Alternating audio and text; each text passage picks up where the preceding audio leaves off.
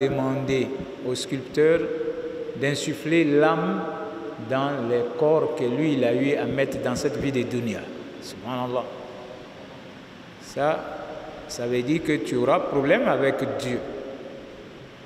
Si toi, tu étais sculpteur, tu faisais des corps, ça peut être des animaux, ça peut être des hommes, et pour toi, tu t'es même enrichi avec. Je veux dire, le jour de la résurrection, Dieu va te demander d'insuffler l'âme dans tout ce que tu as eu à fabriquer. Ah, ça veut dire que tu auras des problèmes. Et combien de fois on a vu des parents s'enrichir même là-dedans, aller au pèlerinage, parce que lui, il pense que c'est son métier. Et quand on ne connaît pas, il faut se renseigner. Il ne faut pas mourir en train de faire cela, qu'Allah ait pitié de nous. Voilà. Donc, Dieu, il peut aussi sauver par d'autres moyens. Mais sinon, il ne faut pas mourir en train de commettre un péché qui est connu et prohibé. Donc, c'est ce qu'on peut dire là-dessus. Alors, est-ce qu'on peut donner de l'aumône aux yeux au-dessus de tout le monde? Oui, on peut le faire si toutefois tu ne le fais pas avec orgueil. Par exemple, on dit donner de l'argent pour payer l'électricité de la mosquée. Toi seul, tu peux te lever pour dire ça fait combien et tu payes. Pour amener d'autres à dire, mais lui, il ne sera pas celui qui va tout le temps payer pour la maison de Dieu. Alors que moi, je pense que j'en ai plus que lui. Je suis suffisamment riche que ce gars-là, mais chaque fois, c'est lui qui paye l'électricité. Nous, on vient, on utilise le climatiseur, le ventilateur, l'eau, et chaque fois, c'est lui seul qui paye. Non, moi aussi, je vais payer avec mon argent pour avoir la clémence de Dieu le jour de la résurrection.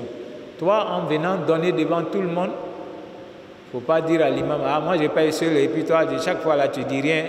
Non, si tu veux être vanté, là, sois sûr que le jour de la résurrection, au moment où tu t'attends à la récompense, le prophète va dire, Dieu dira, tu voulais qu'on vante tes mérites et ton honneur, alors on l'a fait dans la vie de dunya, tu n'as pas de récompense chez moi ici.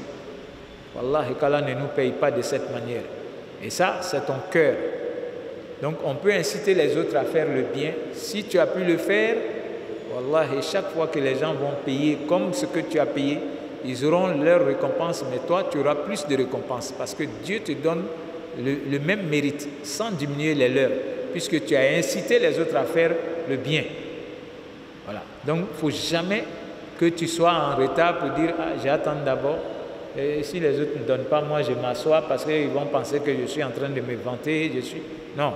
Toi, tu donnes pour que les autres puissent donner. C'est ce qui plaît à Allah subhanahu wa ta'ala. Alors, la deuxième question, est-ce qu'on peut dire aux autres les zikrs qu'on fait ou bien combien de rakats je fais dans la nuit? Tout ça dépend de qu'est-ce qui est dans ton cœur par rapport à ça. Sinon, on peut dire aux autres, moi j'ai expérimenté tel zikr, ça se trouve dans le Coran. Ou bien moi je ne connaissais même pas, mais l'oustaz il nous a dit que tel zikr rapporte tant. Et moi je vais m'y mettre. Je te donne l'information pour que toi aussi tu puisses essayer. Si ton intention est que tu apportes la connaissance à quelqu'un d'autrui, alhamdulillah. Voilà. On m'a dit que quand on veut faire les prières nocturnes, on peut faire 3, on peut faire 5, on peut faire 7, on peut aller jusqu'à 9, jusqu'à 11. Le prophète aimait faire 11. Moi, j'ai pris l'habitude maintenant, je ne descends plus en bas de 11. Tu le dis pour inciter ton ami à faire comme toi. Mais pas pour lui montrer que, ah, tu ne vois pas, mes yeux sont rouges là. Ah, tu es souffrant, tu es non. Alors ça, c'est devenu maintenant, tu veux montrer que toi, dans ta chambre là-bas, tu es devenu un grand oustaz. Voilà, Dieu, il regarde toujours le cœur. Si c'est pour te vanter, ta prière là, ne servira à rien. La question de l'imam Diaby maintenant, je sais qu'il connaît la réponse, mais c'est pour amener les gens à comprendre. Tu es en face d'un frère, d'un ami, d'un collègue qui est, c'est-à-dire imbu de sa personne. Il a des comportements. Est-ce qu'il faut faire autant? Non, il faut s'éloigner de cela. Parce que souvent les gens sont malades. Quand tu vois quelqu'un comme ça, lui il est malade. Et Satan l'a déjà eu dans son groupe. Il ne faut pas tomber dans ça. Voilà. Toi, il faut montrer à cette personne-là qu'on peut être grand et puis rester humble. Et c'est ce qui plaît à Dieu. On vient de parler de la vie du prophète. Il allait visiter le paradis, l'enfer.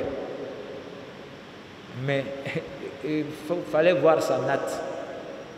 Et lui, il nous dit, quand tu es le premier à adresser le salam à un frère ou à une sœur, Dieu construit une maison pour toi dans le paradis.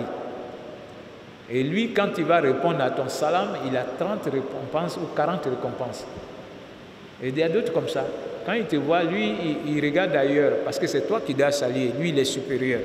Moi, je te salue. Assalamu alaikum wa rahmatullah, pour avoir mon paradis. Je ne serai pas comme toi, donner d'eau. Tu trouves ces paroles-là souvent. Mais il se prend pour qui? Il m'a vu, il ne m'a pas salué. Mais toi, il fallait saluer. Voilà, si toi, tu saluais là, ça ne te diminue en rien. Et surtout, quand c'est avec le salam, tu te trouves une maison déjà dans le paradis. C'est ce qui est mieux que d'imiter celui-là, puisque lui, il est déjà possédé par Satan. L'orgueil, c'est la maladie de Satan. Il va avoir plein de gens avec. Puisque lui-même, quand on lui a dit d'aller se prosterner pour notre père Adam, il va dire à Dieu, moi, je ne peux pas. Dieu dit pourquoi? Il dit oui. Il a dit à Dieu, je suis meilleur que lui. Je suis supérieur à cette créature-là. Je ne peux pas me prosterner pour lui. Et lui, il était le chef des anges, alors que lui n'est pas ange. Les anges, Dieu les a créés de la lueur. Les génies ont été créés du feu et nous de l'argile.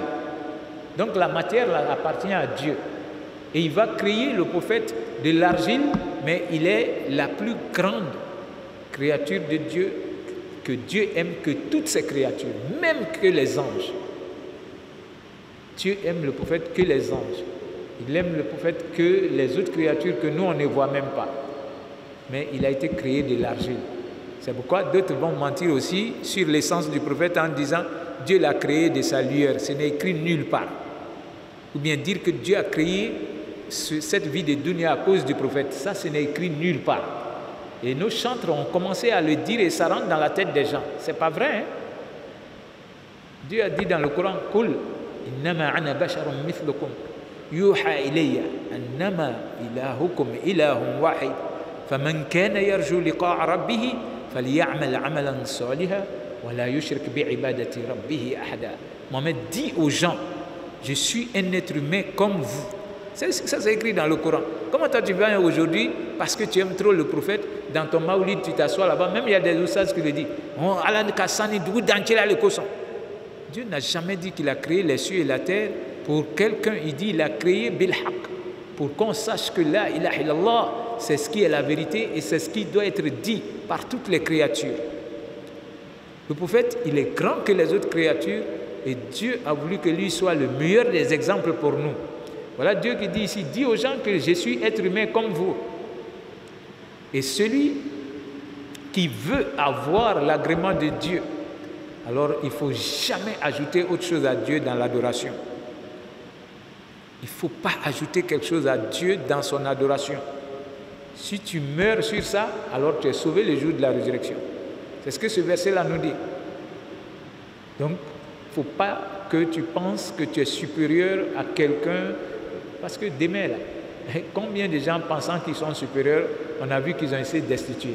Donc Satan a été destitué de la chefferie des anges, puisque lui-même, là, il est créé du feu. Mais Dieu l'avait fait supérieur aux anges en le plaçant comme le chef. Mais comme il a été orgueilleux, il n'a pas été humble, Dieu l'a enlevé de cette chefferie-là. Subhanallah. Donc c'est pourquoi, si quelqu'un est orgueilleux vis-à-vis de toi, il ne faut pas entrer dans cette danse-là avec la personne. Il faut même prier à son insu. Dieu, il faut changer son cœur, il faut l'amener à être humble. Parce que si on vient de le dire dans un hadith, si dans ton cœur il y a le poids d'un atome d'orgueil, le prophète dit tu n'as pas ta place au paradis. Subhanallah. Et toi tu te gonfles. Un jour tu peux faire un AVC. Combien de fois on a vu ça? Et tu marches maintenant avec un côté, hein, souvent même les gens t'oublient dans la maison là-bas. Et tu marchais avec orgueil, comme si, subhanallah. Donc Allah nous aide, qu'il nous pardonne nos péchés. Voilà.